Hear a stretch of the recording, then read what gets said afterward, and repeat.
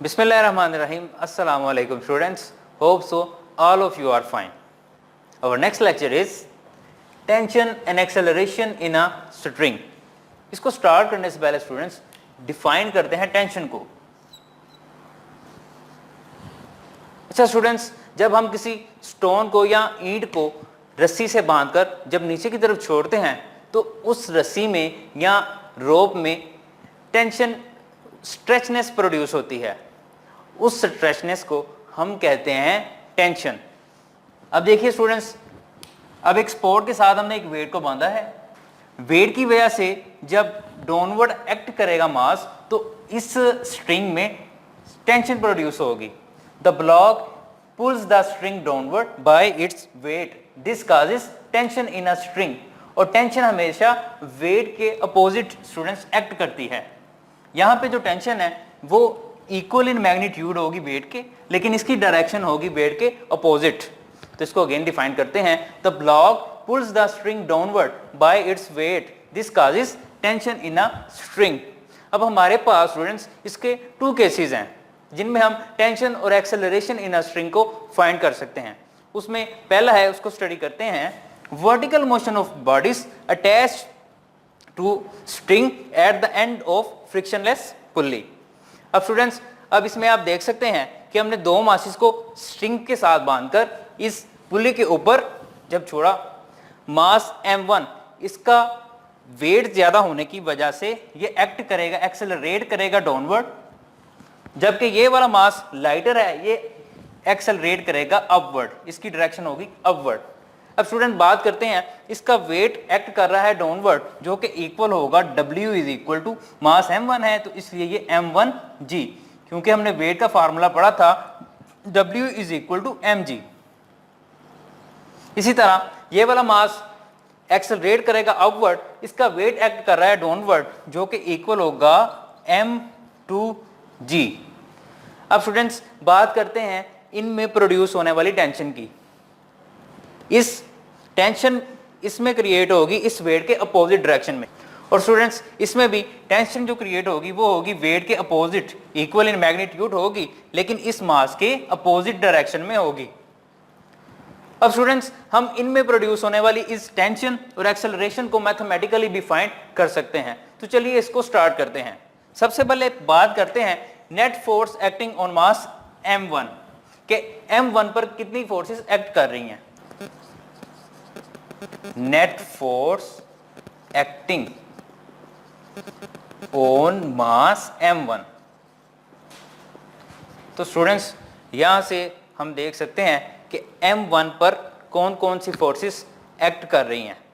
आप देख सकते हैं वेट इसका एक तो एक्ट कर रहा है डाउनवर्ड और टेंशन कर रही है अपवर्ड डायरेक्शन में. स्टूडेंट्स देखिए, जब वेट इस मास का ज्यादा था जिसकी वजह से ये डाउनवर्ड मूव किया, तो सबसे पहले हम लिखेंगे W माइनस, और इसमें जो दूसरी फोर्स लग रही है वो जो टेंशन है वो है अपवर्ड डायरेक्शन में. स्टूडेंट्स W हमारे पास इक्वल होता है m1g के, तो ये हमारे पास एक इक्वेशन आ गई. अब स्टूडेंट्स नेक्स्ट हम बात करेंगे net force acting on mass m2 के मास 2 पर फोर्स किस डायरेक्शन में लग रही है और कौन कौन सी लग रही हैं.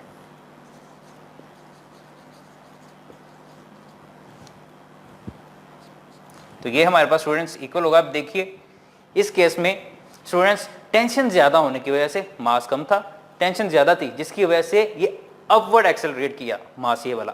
तो इस केस में टेंशन ज्यादा है, तो सबसे पहले हम लिखेंगे टेंशन, और वेट अपोजिट डायरेक्शन में एक्ट कर रहा है डाउनवर्ड, तो अब लिखेंगे T माइनस W, और यहां पे हमारे पास W होगा इक्वल मास m2 है तो m2g. ये हमारे पास इक्वेशन नंबर 2 है. अब स्टूडेंट्स इन दोनों इक्वेशंस को सम सब्ट्रैक्ट या डिवाइड कर कर हम टेंशन इस केस में प्रोड्यूस होने वाली मासेस की टेंशन और एक्सेलरेशन को फाइंड कर सकते हैं. स्टूडेंट्स हमारे पास ये जो नेट फोर्स है आपने पढ़ा है ये इक्वल होती है ma के, तो यहाँ पे मास m1 है तो मैं लिखूंगा m1a. इसी तरह इस केस में जो नेट फोर्स मास m2 पर एक्ट कर रही है वो इक्वल होगी m2a के। तो स्टूडेंट्स अगर हम टेंशन को फाइंड करना चाहते हैं तो इक्वेशन 1 और 2 को डिवाइड करेंगे। अगर हम एक्सेलरेशन को फाइंड करना चाहते हैं इक्वेशन 1 और 2 को ऐड करेंगे, क्योंकि ये नेगेटिव साइन और पॉजिटिव साइन जब कैंसिल हो गए तो हम इजीली एक्सेलरेशन को फाइंड कर सकते हैं। सबसे पहले हम फाइंड कर लेते हैं एक्सेलरेशन को, तो लिखेंगे adding equation 1 and 2।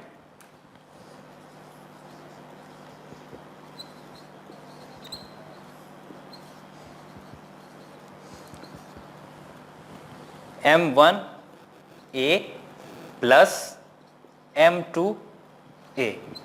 Left side को मैंने लेफ्ट साइड में ऐड किया, अब मैं राइट साइड को राइट साइड में ऐड करूंगा। m1g minus T plus T minus m2g। Students negative और पॉजिटिव साइन के साथ जो टी थे वो कैंसिल।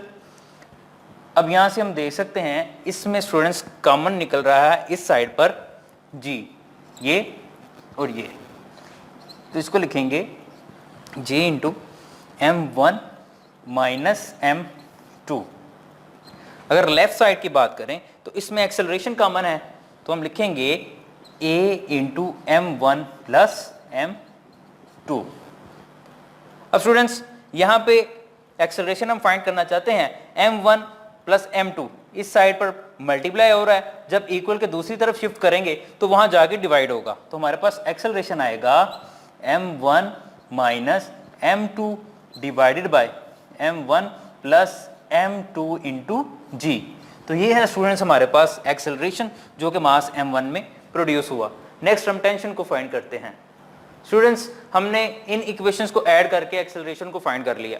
अब हम टेंशन को फाइंड करना चाहते हैं, तो हम इक्वेशन नंबर 1 और 2 को जब डिवाइड करेंगे तो स्टूडेंट्स एक्सेलरेशन कट जाएगा और हम टेंशन को इजीली फाइंड कर लेंगे। तो हम लिखेंगे डिवाइडिंग 1 एंड 2।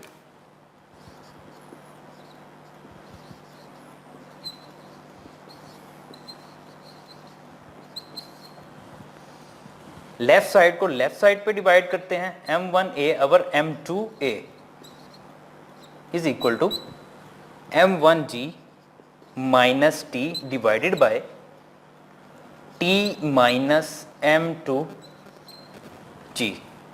अब स्टूडेंट्स एक्सेलरेशन से कैंसिल, डिवाइड हो रहा था, अब क्रॉस मल्टीप्लिकेशन करते हैं। जब m1 इस साइड से मल्टीप्लाई होगा तो ये हमारे पास आएगा m1t माइनस m1 m2g। इसी तरह जब m2 इससे मल्टीप्लाई होगा तो ये बनेगा, अरेंज भी कर लेते हैं इसको, m1 m2g माइनस m2t। अब स्टूडेंट्स यहां पे m2t माइनस हो रहा है, इक्वल के इस तरफ आएगा तो प्लस साइन के साथ। इसी तरह m1 m2g यहां पे माइनस हो रहा है तो इस तरफ शिफ्ट करेंगे तो ये पॉजिटिव हो जाएगा, तो ये आएगा हमारे पास m1t plus m2t is equal to m1 m2g plus m1 m2g। तो स्टूडेंट्स अब देख सकते हैं यहां पे t हमारे पास कॉमन है, तो ये आएगा हमारे पास t into m1 plus m2 is equal to m1 m2g plus m1 m2g 2 times, तो ये हमारे पास आएगा 2m1 m2g।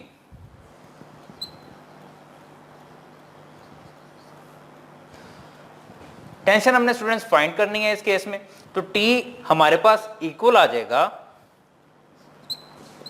2m1 m2 divided by m1 plus m2 into g।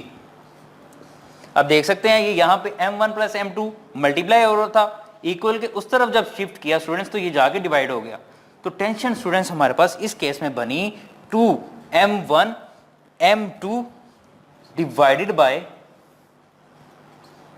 m1 plus m2 into g. तो ये है स्टूडेंट्स हमारे पास tension in vertical case. Attach to frictionless pulley. तो नेक्स्ट हम हॉरिजेंटल केस में देखेंगे कि टेंशन और एक्सेलरेशन क्या होगी। स्टूडेंट्स, अब हम टेंशन और एक्सेलरेशन इन अ स्ट्रिंग का सेकंड केस स्टडी करते हैं। When motion of body such that one moves vertically and other moves on smooth horizontal surface. अब स्टूडेंट्स, यहां पे वन वर्टिकली डाउनवर्ड मूव कर रहा है and one on horizontal surface, it may be a table. तो students, इस case में आप देख सकते हैं जब एक मास m1 स्मॉल है और मास m2 हैवी है। अब जब हम इनको स्ट्रिंग से अटैच करके फ्रिक्शनलेस पुली पर रखेंगे तो ये वर्टिकली डाउनवर्ड मूव करेगा और ये थोड़ा सा हॉरिजॉन्टल सरफेस पर मूव करेगा। इस केस में ये एक्सेलरेट कर रहा है डाउनवर्ड, जबकि ये एक्सेलरेट कर रहा है हॉरिजॉन्टल सरफेस पे इन द राइट डायरेक्शन। अब इस केस में स्टूडेंट्स, जो मास m1 है इसका वेट एक्ट कर रहा है downward, will be equal to m1g। Weight का फार्मूला हमें पता है W is equal to mg। यहाँ पे मास m1 है तो यहाँ पे लिखेंगे m1g। इसी तरह जब डाउनवर्ड एक्ट करेगा वेट, तो स्टूडेंट्स हमने टेंशन में ये डिफाइन किया था, टेंशन एक्ट करती है वेट के अपोजिट डायरेक्शन में, तो इसमें टेंशन जो है वो अपवर्ड डायरेक्शन में एक्ट करेगी, will be equal to weight but opposite in direction. अब मास m2 की बात करते हैं जो कि हॉरिजॉन्टल सरफेस पे पड़ा है, इसका स्टूडेंट्स वेट एक्ट करेगा डाउनवर्ड, तो ये इक्वल होगा m2g। अब ये इसकी मूवमेंट आप देख सकते हैं हॉरिजॉन्टल सरफेस पे है और इसकी जो टेंशन प्रोड्यूस हो रही है वो है इन दिस डायरेक्शन। तो स्टूडेंट्स, अब इस मास m2 का नॉर्मल रिएक्शन भी होगा जो कि अपवर्ड एक्ट करेगा, जिसकी वजह से ये टेबल पर पड़ा है। अब स्टूडेंट्स, अब इस केस में टेंशन और एक्सेलरेशन को हम कैसे फाइंड करेंगे? तो टेंशन को हमने डिफाइन किया था, the block pulls the string downward bye it's base, this causes tension in a string. सबसे पहले मास m1 की बात करते हैं कि मास m1 पर जो नेट फोर्सेस लग रही हैं वो कौन कौन सी हैं। नेट फोर्स क्या होती है? Sum of all forces acting on a body. तो students, net force acting on mass m1,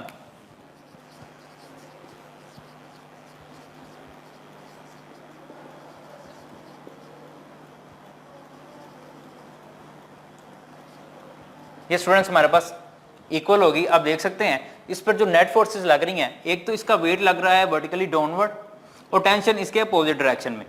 तो स्टूडेंट्स, यहां पे सबसे पहले हम लिखेंगे W माइनस T। यहां पे W हमारे पास इक्वल है m1g और टेंशन जो कि इसकी अपोजिट डायरेक्शन में है, ये है हमारे पास इक्वेशन नंबर 1। और नेक्स्ट बात करते हैं कि m2 पर कौन कौन सी फोर्सेस एक्ट कर रही हैं। अब देखिएगा स्टूडेंट्स, यहां पे वर्टिकल मोशन नहीं है, मास मूव कर रहा है on horizontal surface. Net force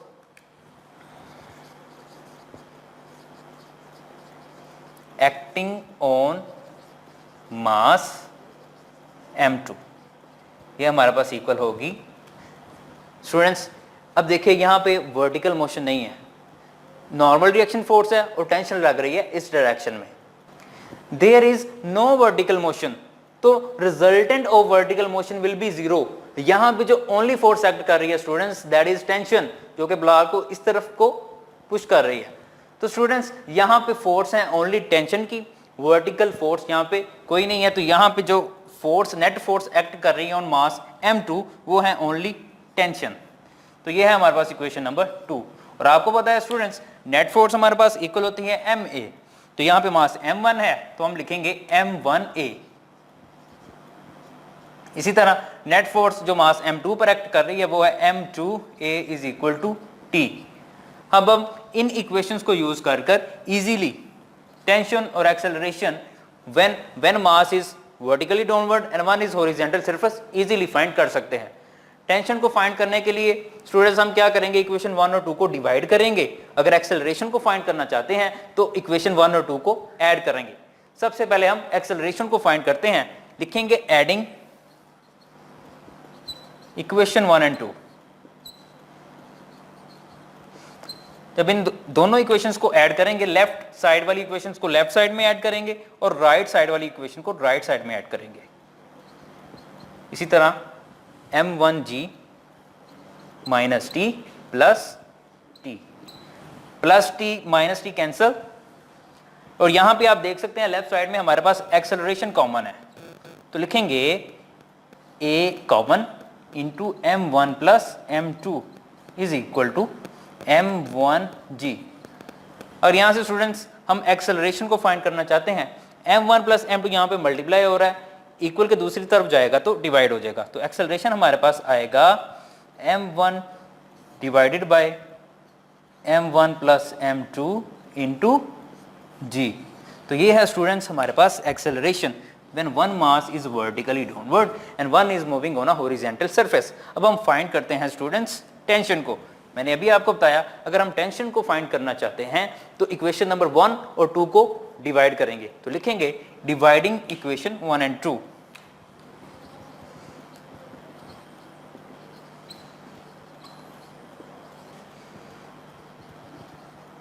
students left side को डिवाइड करेंगे लेफ्ट साइड से और राइट साइड को डिवाइड करेंगे राइट साइड से। लेफ्ट साइड पे हमारे पास m1a divided by m2a is equal to m1g minus t divided by t। तो एक्सेलरेशन स्टूडेंट्स कट जाएगा, ये डिवाइड हो रहा है। अब क्रॉस मल्टीप्लिकेशन करेंगे,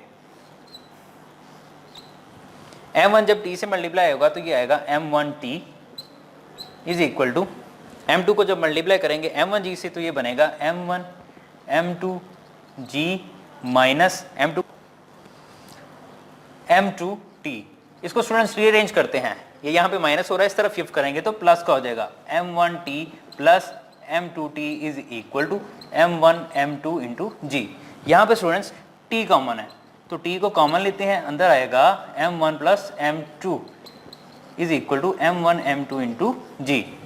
यहाँ पे स्टूडेंट्स ये मल्टीप्लाई हो रहा है m1 प्लस m2, जब दूसरी तरफ शिफ्ट करेंगे तो ये डिवाइड हो जाएगा और टेंशन हमारे पास आएगी m1 m2 divided by m1 plus m2 into g। तो ये है स्टूडेंट्स हमारे पास tension in the case when one object is vertically downward and one is moving on a horizontal surface.